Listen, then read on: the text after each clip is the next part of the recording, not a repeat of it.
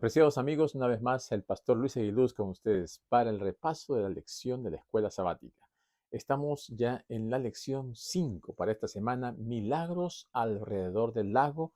El versículo de memoria se encuentra en Marcos capítulo 5, versículo 19. La lección de esta semana prácticamente nos presenta a Jesús realizando dos milagros maravillosos. Dos milagros relacionados con la curación de un endemoniado y la curación de dos mujeres, dos hijas de Dios.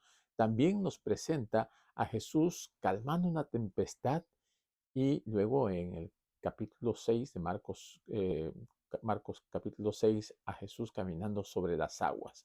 Aquí podemos ver a un Jesús maravilloso manifestándose con ese poder para liberar a aquellos que están siendo atormentados por los demonios. Cómo sana a una mujer simplemente cuando ella toca su manto, y también cómo resucita a una niña, mostrando su poder maravilloso. Luego vemos a Jesús predicando tanto en la zona de los judíos como en la zona de los gentiles, alimentando a una gran multitud y también mostrando su poder maravilloso, a la vez que muestra su humanidad, cansado, agotado, pero con el poder de Dios que recibe a través de la oración. Ese es el Jesús que Marcos nos presenta y que vamos a estudiar en el repaso de la lección de esta semana. Así que preparémonos para la lección.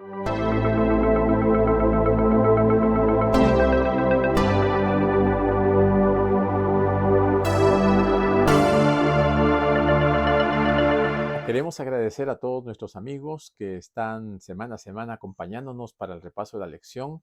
También queremos agradecer a todos aquellos que se han suscrito, y si todavía no lo has hecho, suscríbete, y de esta manera podemos seguir avanzando también en la predicación del Evangelio, llevando este mensaje de salvación de la escuela sabática y de diferentes temas a aquellos que todavía no conocen o que desean conocer un poco más la palabra de Dios.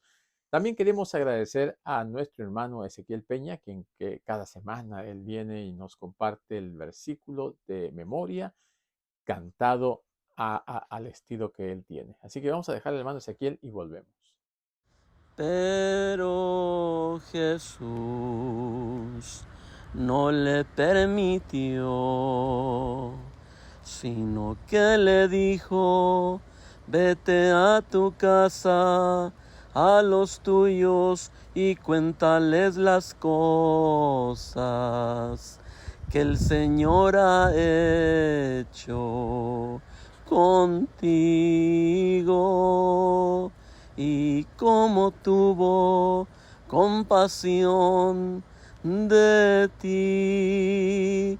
Pero Jesús no le permitió, sino que le dijo: vete a tu casa, a los tuyos, y cuéntales las cosas que el Señor ha hecho contigo,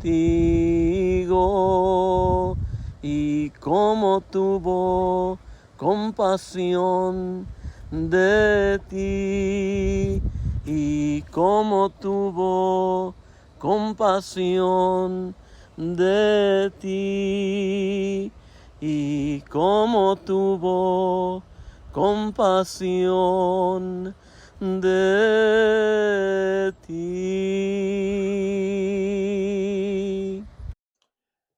Muy bien, mis amigos, vamos a repetir una vez más el versículo de memoria, Marcos 5:19. Pero Jesús no le permitió, sino que le dijo: vete a tu casa y a los tuyos y cuéntales las grandes cosas que el Señor ha hecho contigo y cómo tuvo compasión de ti. Qué maravilloso el ministerio de Jesús, aquellos que estuvieron a su lado, aquellos que pudieron ver de manera presencial y directa lo que Él hizo, lo que Él enseñó, los milagros maravillosos que Él realizó, y todas estas cosas que fueron realmente el inicio del ministerio de Jesús y también del reino de Dios en esta tierra. Cuando nosotros nos vamos aquí al Evangelio según San Marcos, encontramos la continuación, ¿no?, de lo que estamos estudiando en este hermoso libro de Marcos, ¿verdad? Capítulo 5, perdón, capítulo 4 vamos a ir, y versículo 35. Aquí nos habla de esa tempestad, dice en el versículo 35. Aquel día, cuando llegó la noche, les dijo: pasemos al otro lado. Y despidiendo la multitud, le tomaron como estaba en la barca, y habiendo también con él otras barcas. Nos ponemos en el contexto y nos imaginamos aquí Jesús estaba cansado.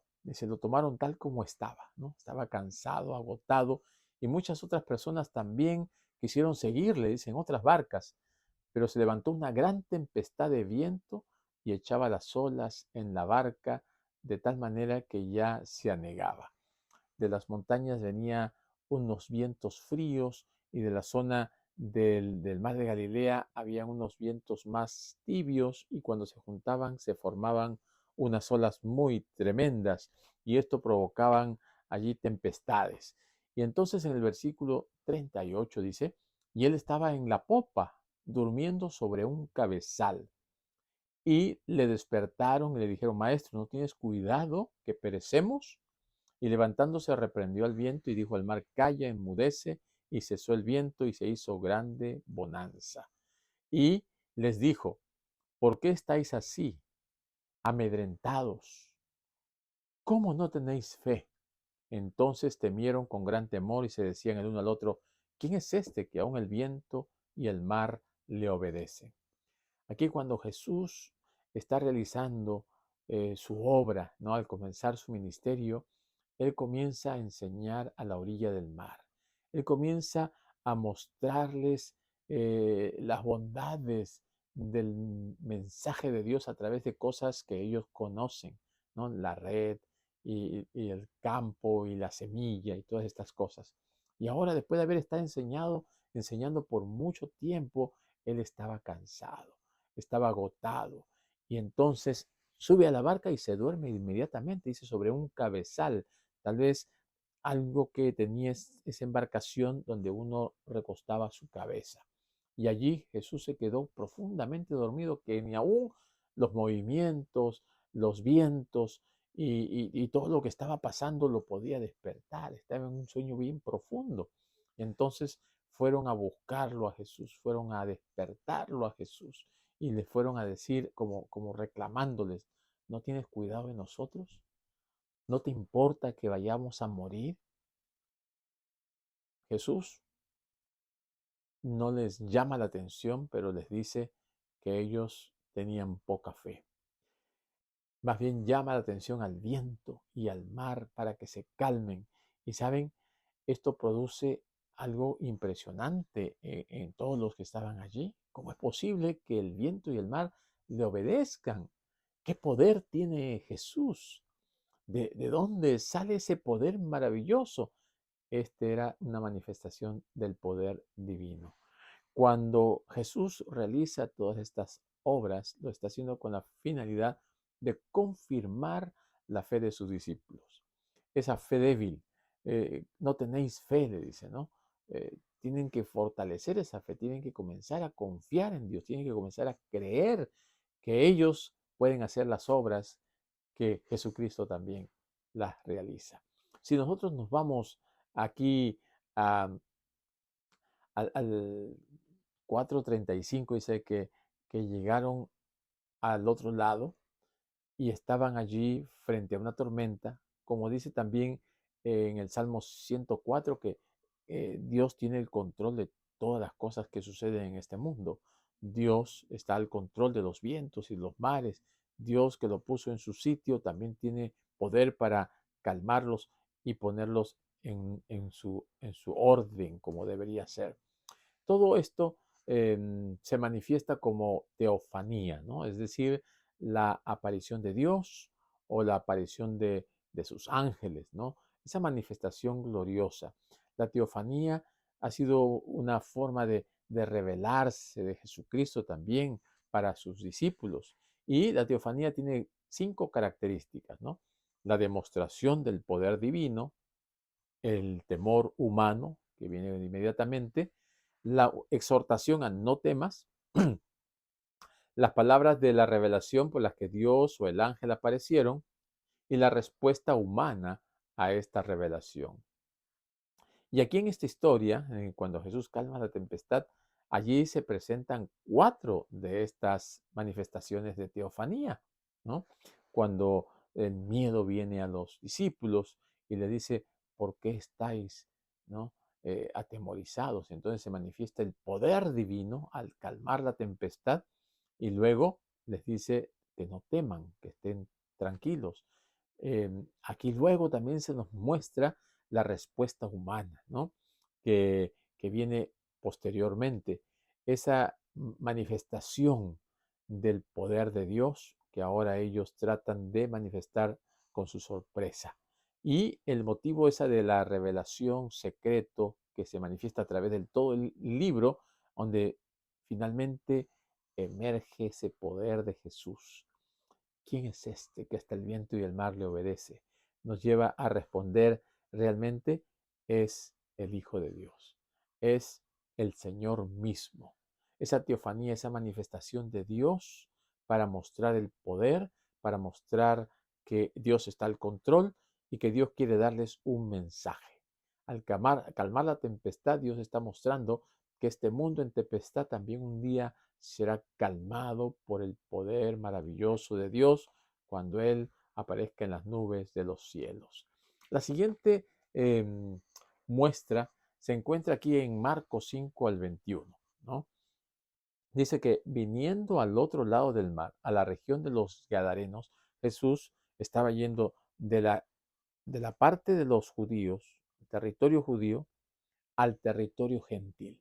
Ahora se acerca al territorio de los Gadarenos. Y cuando salió él del barca, enseguida vino a su encuentro de los sepulcros un hombre con un espíritu inmundo que tenía su morada en los sepulcros y nadie podía atarle ni aun con cadenas, porque muchas veces había sido atado con grillos y cadenas, mas las cadenas habían sido hecho pedazos por él y desmenuzados los grillos y nadie podía atarle, ¿no? Nadie podía dominar. Y siempre, de día y de noche, andaba dando voces en los montes y en los sepulcros e hiriéndose con piedras. Y cuando vio pues a Jesús de lejos, corrió y se arrodilló ante él. Aquí vemos que así como comenzó su ministerio con los judíos en la sinagoga y se presentó un endemoniado, ahora al comenzar su ministerio frente a los gentiles también se aparece un endemoniado. El Señor tiene poder contra los demonios. Los demonios lo reconocen como el Señor, como el Hijo de Dios, como el Todopoderoso.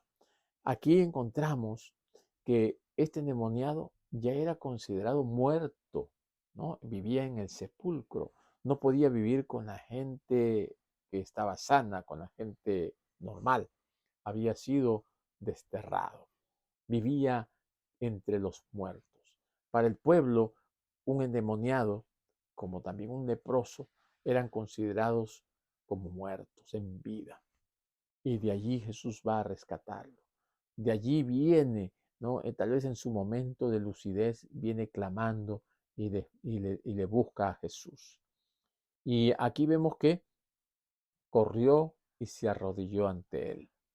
Y luego clamando a gran voz dijo, ¿qué tienes conmigo, Jesús, Hijo de Dios Altísimo? Te conjuro por Dios que no me atormentes. Porque le decía, sal de este hombre, espíritu inmundo. Y le preguntó, ¿cómo te llamas? Respondiendo, le dijo, Legión me llamo porque somos muchos. Normalmente una legión estaba compuesta entre unos 3.000 a 6.000 soldados, ¿verdad? En el Imperio Romano, las legiones eran muy importantes para la defensa, para la batalla, para el ataque, y entre 3.000 a 6.000 soldados de infantería conformaban lo que era una legión. Imagínense la cantidad de demonios que habían tomado posesión de esta persona. Estaba totalmente controlado por Satanás, por los demonios. Y entonces dice la palabra de Dios, y le rogaba mucho que no los enviase fuera de aquella región. capítulo 5, versículo 11. Estaba allí cerca del monte un gran hato de cerdos paciendo, y le rogaron todos los demonios diciendo, envíanos a los cerdos para que entremos en ellos. Y luego Jesús les dio permiso. Y saliendo aquellos espíritus inmundos, entraron en los cerdos, los cuales eran como 2000, y el hato se precipitó en el mar por un despeñadero, y en el mar se ahogaron.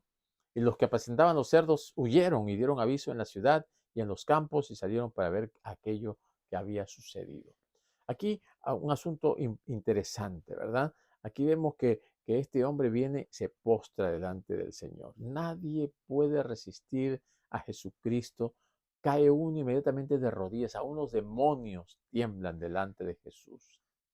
Jesús escuchó estos gritos, la súplica de ayuda, y Jesús en su corazón siente compasión por aquellos que sufren y vio la forma de liberarlo, ¿no? De que salgan esos demonios de allí. Y lo asombroso es que estos demonios reconocen a Jesús, le dicen que tú eres Jesús, el Hijo del Dios Altísimo, a diferencia de los líderes judíos que no lo reconocían a Jesús. Imagínense que aún los demonios lo reconocen y dan eh, muestra de que Jesucristo realmente era el ungido, el Hijo de Dios, el Mesías. También nos muestra que los endemoniados pues vivían entre las tumbas y entre los muertos que eran impuros, y los cerdos también eran animales impuros. Así que los paganos que se alimentaban de alimentos impuros ahora ven esos alimentos que era su fuente de ganancias también, ir a morir en ese acantilado. ¿Por qué razón? Porque los demonios lo pidieron. Los paganos se van contra los principios de Dios. Ellos desafían a Dios. Y al desafiarlo a Dios, están dando la apertura, ¿no? Para que Satanás actúe, para que Satanás obre. Y aquí vemos una muestra bastante visible, ¿no? Cómo Satanás y sus demonios tienen control de muchos de los paganos gentiles, como también de muchos de los judíos, supuestamente hijos de Dios. También habían endemoniados, también habían leprosos y una gran de enfermos, cantidad de enfermos, a los cuales Jesús vino a liberar, y de allí comenzar a presentar el evangelio de sanidad y salvación a todos aquellos que les rodeaban. Y este hombre se convierte en uno de los más insólitos evangelistas, ¿no? Un discípulo misionero insólito. ¿Por qué? Porque ahora él tenía que ir y contar lo que el Señor había hecho en su vida. Dice en el versículo 18, al entrar él en la barca, el que había estado endemoniado le rogaba que le dejase estar con él. Mas Jesús no se lo permitió, sino que le dijo, vete a tu casa y a los tuyos, y cuéntales cuán grandes cosas ha hecho el Señor contigo y cómo ha tenido misericordia de ti. Ahora Él se encargó de hacer la obra. Ahora Él se encargó de predicar y de decirles lo que Jesucristo había hecho en su vida, cómo lo había limpiado, cómo lo había transformado, cómo había quitado a esos demonios que lo tenían controlado, y estaba sufriendo por todo esto, alejado de su familia, expatriado, y ahora estaba libre. Muchos de nosotros tal vez podemos estar en la misma situación, ¿no? Luchando con fuerzas del enemigo. No sabemos qué cosas han hecho posible de que Satanás se introduzca, y tengamos algunas actitudes que no son las correctas, que no son las que agradan a Dios, y que son la fuerza enemiga actuando en nosotros. Tenemos que pedirle al Señor que nos libere, que nos quite todo rasgo del enemigo, de Satanás, que pueda llevarnos a ir en contra de los principios bíblicos. Vamos a ir ahora al versículo 21. Estamos aquí frente a una, dice la edición, una montaña rusa con Jesús, ¿no? Como uno sube y baja en las emociones y en los sentimientos, tanto hacia los seres queridos como hacia nuestra persona y como hacia las cosas de Dios. Miren ustedes aquí la experiencia de Jairo. Vamos a ver Marcos 5, 21 al 24. Dice, pasando otra vez Jesús en una barca a la otra orilla, entonces Jesús ahora de los gentiles hizo la obra, sanó este endemoniado y regresa. Y en la otra orilla se reunió alrededor de él una gran multitud y él estaba junto al mar. Y vino uno de los principales de la sinagoga llamado Jairo, y luego que le vio se postró a sus pies y le rogaba mucho, diciendo, mi hija está agonizando, ven y pon las manos sobre ella para que sea salva y vivirá. Fue pues con él y le seguía una gran multitud y le apretaban. Aquí vemos algo interesante, ¿no? Vemos que una vez que Jesús llega a la orilla, ya la gente estaba esperándole. La gente estaba buscando a Jesús. Estaba eh, viendo a qué hora iba a aparecer Jesús para ir detrás de él. Muchos de ellos tenían esa concepción de que Jesús, si es el Mesías, pues él tiene que liberarnos del yugo romano. Y estamos aquí nosotros para tomar las armas y actuar de acuerdo a lo que él diga, ¿no? Entonces dice aquí que vino uno de los principales de la sinagoga. Jesús había hecho milagros allí en la sinagoga. Jesús había ido a la sinagoga. Tal vez este hombre importante lo conocía. También se había enterado, había escuchado que Jesús había hecho muchos milagros. Y aquí nos dice que él viene por delante. Se menciona hasta su nombre, Jairo, ¿no? Era hombre, se menciona su nombre, viene por delante y se postra a sus pies, ¿no? Al postrarse a sus pies es un reconocimiento de que es Dios, porque se arrodillaban delante de aquel que consideraban que era el Dios. Y dice, y le rogaba mucho, diciendo, mi hija está agonizando, ven y pon las manos sobre ella para que sea salva y vivirá. Él mostraba fe. Él tenía la seguridad de que Jesús podía hacer un milagro en la vida de su hija. En otras palabras, este padre, de nombre Jairo, hombre importante en la sinagoga, estaba humillándose delante de Jesús, rogándole porque tenía en su corazón un gran amor por su hija y no quería perderla y quería que Jesús obrara con poder. Él decía, yo sé que tú puedes. Si solamente tocas a mi hija, si pones tus manos sobre ella, será salva y vivirá. Y entonces él dijo, muy bien, vamos. Y mientras iban, una gran multitud le apretaban. Y entonces aquí se presenta una vez más ese tipo de relato sándwich, ¿no? Que está contando un relato y entra otro y luego continúa con el que había empezado. Esa es la segunda oportunidad en que hay un relato sándwich.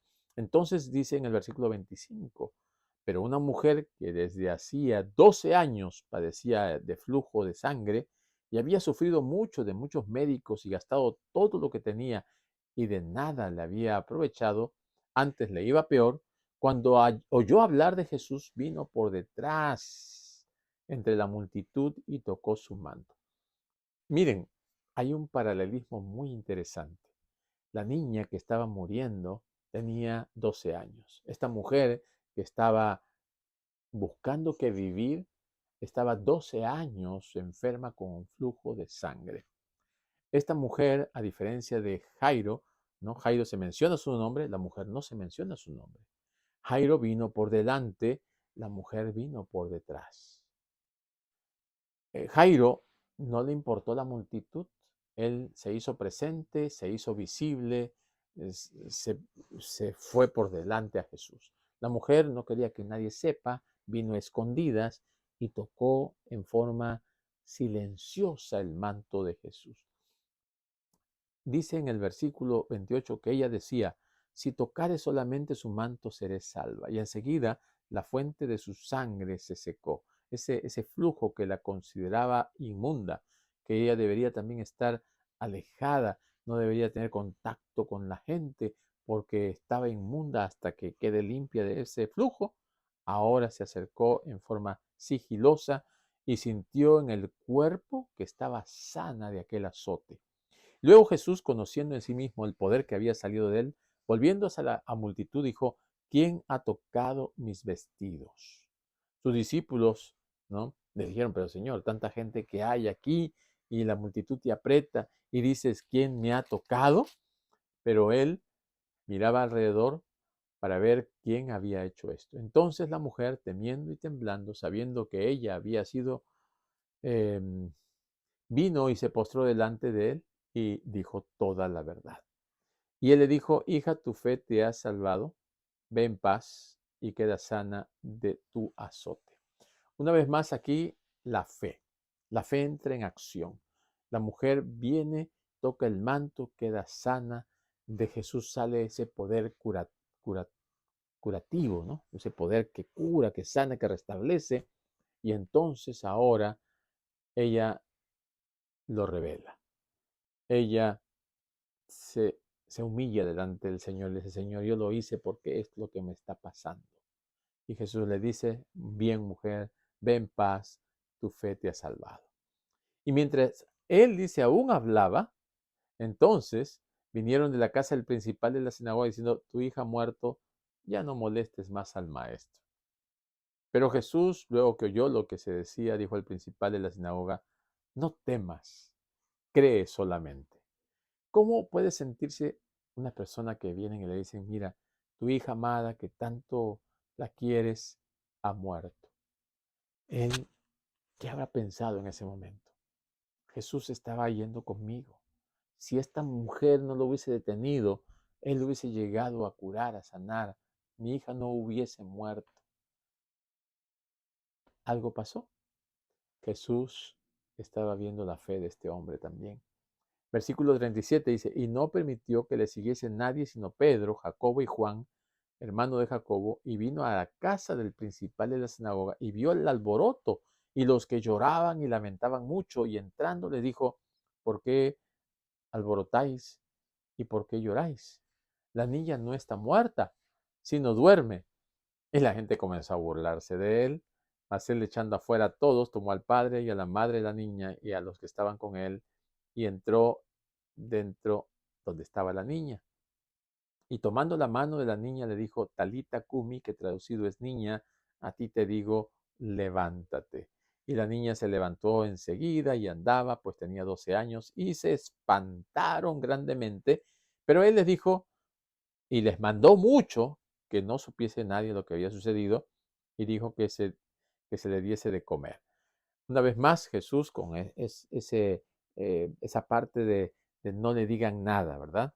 Que esté en silencio, que no se comente, pero igual se comentaba, la gente se daba cuenta, lo que había sucedido no era algo que podía quedarse allí en secreto, pero era una estrategia de Jesús para poder predicar el Evangelio, pero contra estas cosas Jesús tuvo que seguir para adelante.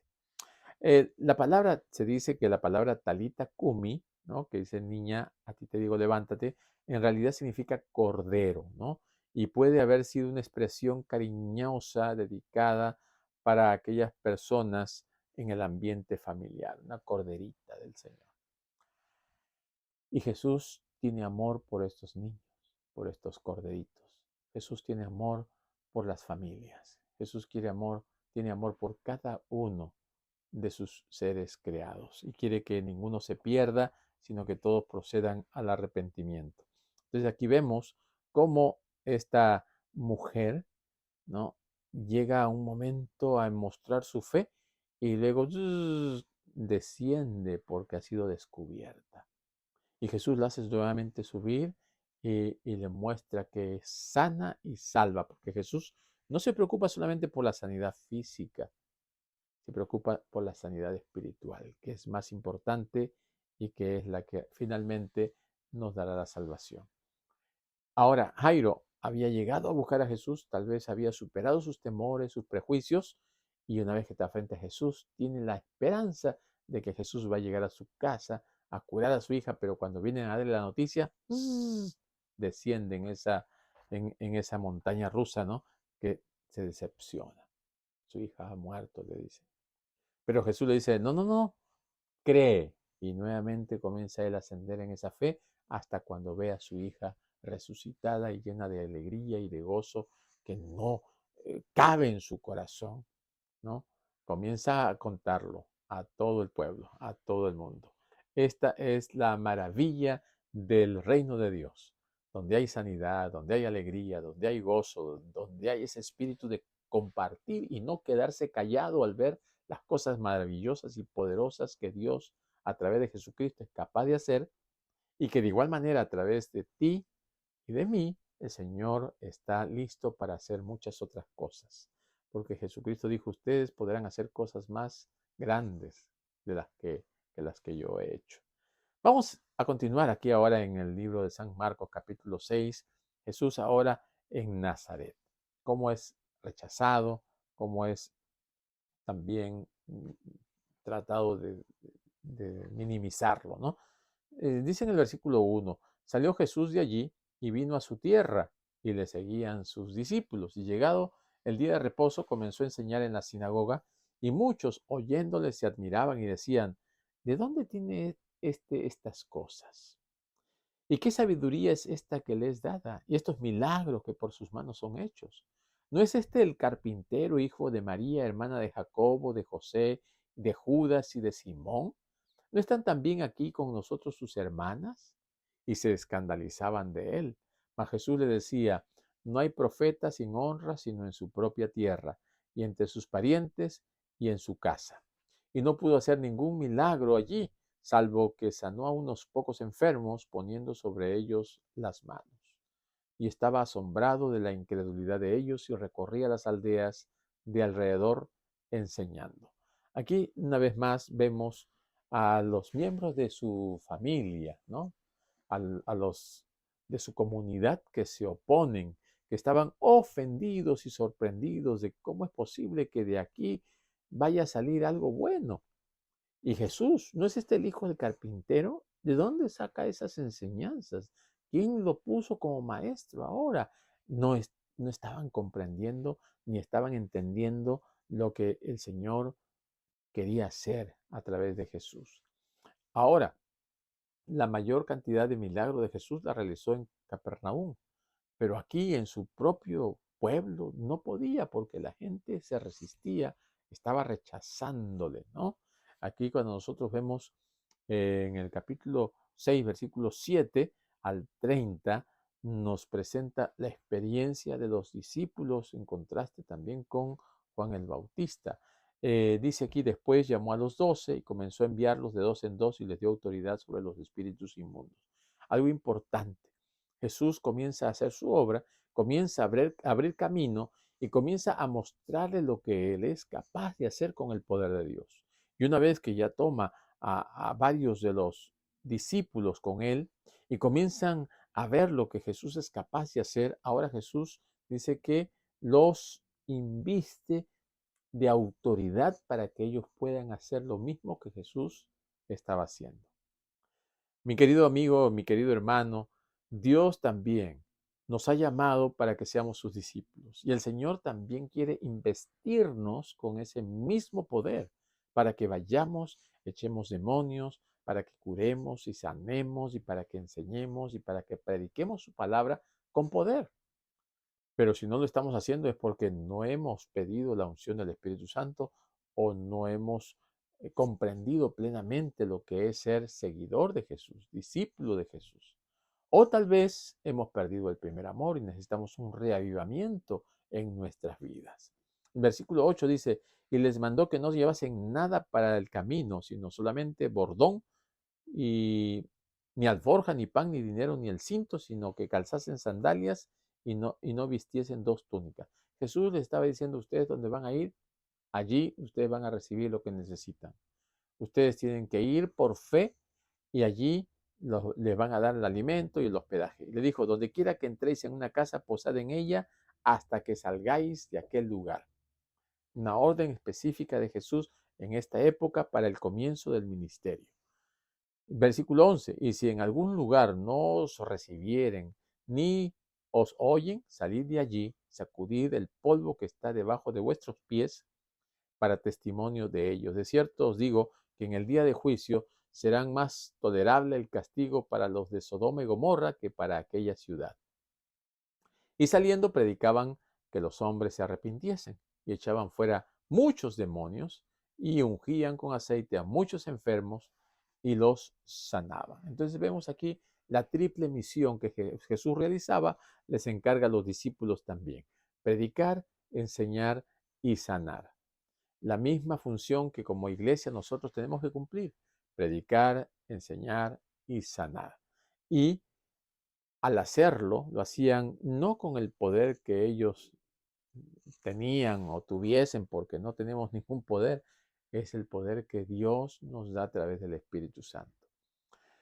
Versículo 14 nos dice: y oyó el rey Herodes la fama de Jesús. Imagínense, la fama de Jesús llegó hasta los oídos de Herodes, porque su nombre se había hecho notorio, y dijo: Juan el Bautista ha resucitado de los muertos. Y por eso actúan en él estos poderes. Herodes tenía mucho respeto y mucha consideración por Juan el Bautista. Lo había considerado como profeta, le tenía mucho temor, pero él se dejaba llevar por la mujer, ¿verdad? Y otros decían: es Elías, y otros decían: es un profeta o alguno de los profetas. Al oír esto, Herodes dijo: este es Juan, el que yo decapité, que ha resucitado de los muertos. Una vez más, el temor al castigo, el temor al sufrimiento, el temor a la muerte, lo comenzó a acosar a él. Y dice: porque el mismo Herodes había enviado y prendido a Juan y le había encadenado en la cárcel por causa de Herodías, mujer de Felipe su hermano, pues la había tomado por mujer. Porque Juan entonces le decía a Herodes: no te es lícito tener a la mujer de tu hermano. Pero Herodías le acechaba y deseaba matarle, y no podía, porque Herodes temía a Juan, sabiendo que era varón justo y santo, y le guardaba a salvo, y oyéndole se quedaba muy perplejo, pero le escuchaba de buena gana. Pero venido un día oportuno en que Herodes, en la fiesta de su cumpleaños, daba una cena a sus príncipes y tribunos y a los principales de Galilea, entrando la hija de Herodías, danzó y agradó a Herodes y a los que estaban con él en la mesa. Y el rey dijo a la muchacha: pídeme lo que quieras y yo te lo daré. Y le juró: todo lo que me pidas te daré hasta la mitad de mi reino. Y saliendo ella, dijo a su madre: ¿qué pediré? Y ella le dijo: la cabeza de Juan el Bautista. Entonces ella entró prontamente al rey y pidió, diciendo: quiero que ahora mismo me des en un plato la cabeza de Juan el Bautista. Y el rey se entristeció mucho, pero a causa del juramento y de los que estaban con él en la mesa, no quiso desecharla. Y enseguida el rey, enviando a uno de la guardia, mandó que fuese traída la cabeza de Juan. El guardia fue, le decapitó en la cárcel y trajo su cabeza en un plato y lo dio a la muchacha, y la muchacha lo dio a su madre. Y cuando oyeron esto sus discípulos, vinieron y tomaron su cuerpo y lo pusieron en un sepulcro. Los discípulos pusieron el cuerpo de Juan en un sepulcro. Qué triste la vida de Herodes, dejándose llevar por una mujer que tenía sentimientos destructivos, malévolos. Dar muerte a uno de los profetas más grandes, al precursor de Cristo. Todo esto instigado por Satanás, por supuesto. Satanás quería acallar la voz de Juan el Bautista, quería dar muerte a Jesucristo mismo, quería destruir a todos los discípulos del Señor. Por esta razón, al conocer nosotros que Satanás quiere nuestra destrucción, tenemos que ponernos en las manos de Dios. Tenemos que pedirle la unción de su Espíritu Santo y tenemos que pedirle que Él tenga misericordia de nosotros para que podamos ser protegidos en los momentos más difíciles. Pero recordemos que el Señor levantará a todos aquellos que fueron mártires, a los que fueron sacrificados, a los que murieron por causa del Evangelio. En el versículo 30 sigue diciendo, ¿no? Entonces los apóstoles se juntaron con Jesús y le contaron todo lo que habían hecho y lo que habían enseñado. Y él les dijo: venid vosotros aparte a un lugar desierto y descansad un poco. La labor que habían realizado había sido agotadora. Habían visitado diferentes lugares, habían proclamado el Evangelio, curado, sanado, enseñado. Ahora Jesús los llama a un lugar para descansar un poco. Y dice, eran muchos los que iban y venían, de manera que ni aún tenían tiempo para comer. Y se fueron solos en una barca a un lugar desierto, pero muchos los vieron ir y le reconocieron, y muchos fueron allá al pie desde las ciudades y llegaron antes que ellos. Fueron rápido y se juntaron a él. Y saliendo Jesús vio una gran multitud y tuvo compasión de ellos, porque eran como ovejas que no tenían pastor, y comenzó a enseñarles muchas cosas. El tema del pastor, ovejas que no tenían pastor. Esto ya se presenta en el Antiguo Testamento también, cuando en muchas oportunidades el pueblo de Israel estaba como que no tenía pastor, como que no tenía rey, y la falta de un líder, o la falta de un rey, muchas veces trae como consecuencias que el pueblo se descarríe. Aquí el pueblo estaba buscando un líder, alguien que los llevara a la liberación del yugo romano, pero Jesús no había venido a ser ese tipo de líderes de acuerdo a las expectativas del pueblo. Tal vez al no satisfacer sus expectativas como que estaban medio chasqueados, pero Jesús muchas veces ya dijo, ¿no? Mi reino no es de este mundo. Jesucristo no había venido a provocar un levantamiento, un enfrentamiento contra el Imperio Romano.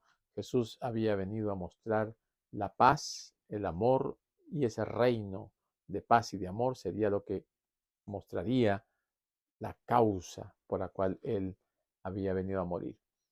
Entonces, dice aquí, y saliendo Jesús, vio una gran multitud que estaban como ovejas sin pastor. 35. Y cuando ya era muy avanzada la hora, sus discípulos se acercaron a él y dijeron, el lugar está desierto y es hora muy avanzada. Despídelos para que vayan a los campos y aldeas de alrededor y compren pan, pues no tienen qué comer. Respondiendo él les dijo, dadles vosotros de comer. Y ellos le dijeron, pero que vayamos y compremos pan por 200 denarios y le demos de comer. Y él le dijo, ¿cuántos panes tenéis? Y id y vedlo. Y al saberlo dijeron 5 y 2 peces. Y les mandó que hiciesen recostar a todos los por grupos sobre la hierba verde. Se recostaron por grupos de 100 y de 50. Y entonces tomó los 5 panes y los 2 peces, y levantando los ojos al cielo, bendijo y partió los panes y dio a sus discípulos para que los pusiesen delante, y repartió los 2 panes entre todos. Y comieron todos y se saciaron, y recogieron de los pedazos 12 cestas llenas, y de lo que sobró de los peces, y lo que comieron eran 5,000 hombres. Qué maravillosa manifestación del poder de Dios. De 2 panes, ¿no? Perdón, de 5 panes y 2 peces se alimentó a esa gran multitud. Jesús es el que trae no solamente el pan espiritual, sino también el pan material. Jesús es el que puede saciar nuestra hambre física, porque Él es poderoso. Jesús tenía el poder para hacerlo, y Él viene para libertar no solamente a las personas que están presas y oprimidas por los gobiernos opresores o por los líderes que tienen una forma de pensar muy cerrada. Él viene a liberarnos más bien del pecado. Él viene a liberarnos de las garras del enemigo. Él viene a liberarnos de la enfermedad que nos agobia. Jesucristo es un Mesías diferente a todos los Mesías que se habían presentado, guerreros con mano, con las ganas de levantarse, ¿no? Para pelear. Jesús vino a mostrar un liderazgo diferente. Él era el cumplimiento de la promesa, el Mesías, el Salvador del mundo, con un mensaje de paz y de esperanza, un mensaje de salvación al cual tenía que hacer honor a través de su testimonio y de su vida. Todos los que fueron tocados por Jesús fueron sanados. Todos los que vinieron a Jesús no se fueron con las manos vacías, se fueron liberados, curados, sanados. Esas maravillas que hizo Jesús para iniciar su ministerio son lo que nos confirman a nosotros que estamos siguiendo en el camino correcto. Pero también tenemos que pedir a Dios poder de lo alto para seguir y continuar la obra que Jesús comenzó. somos discípulos, tenemos que hacer esa obra maravillosa porque Cristo viene pronto y tenemos que preparar un pueblo para la venida de Jesús. Mientras estudiamos el libro de Marcos, vamos abriendo nuestro entendimiento a cómo Jesús obra y actúa, cómo la preocupación de Jesús es liberar al hombre de las garras de Satanás, tanto el aspecto físico, mental, espiritual, tanto en el aspecto de su vida diaria como en su vida comunitaria. El Señor está pensando en todo para que nosotros podamos encontrar la salvación, para que nosotros podamos participar de su plan misionero y para que nosotros podamos un día no muy lejano estar con Él para siempre. Que el Señor nos bendiga y que sigamos estudiando este hermoso libro, el Evangelio de Marcos, y mientras lo estudiamos, que podamos decirle al Señor que nos dé la sabiduría de lo alto para entender el mensaje y para poder también compartirlo con otros. Que el Señor nos bendiga y nos vemos la próxima semana.